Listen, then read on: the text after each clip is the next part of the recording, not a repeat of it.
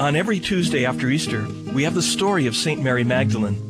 Hello, I'm Father James Kubicki, and I'm sure you're familiar with the story. Mary Magdalene went to the tomb where Jesus' body had been laid after it was taken down from the cross. But all she found was an empty tomb, and all sorts of thoughts must have raced through her head.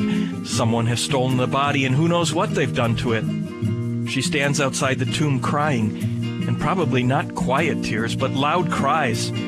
Suddenly, Jesus is there, but Mary doesn't recognize him. She thinks he's the caretaker and asks him if he knows where the body's been taken. Some people say that Mary couldn't recognize Jesus through all the tears in her eyes, or that she really didn't see Jesus because her whole attention was turned toward the empty tomb. I'm sure many of you can identify with this.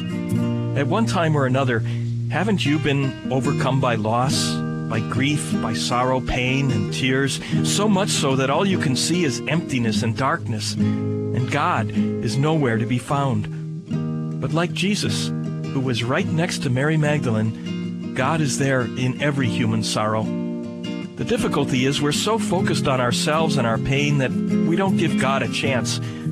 Jesus broke through Mary's sorrow and pain when he called her by name. As soon as she heard Mary, she turned from the empty tomb and saw Jesus.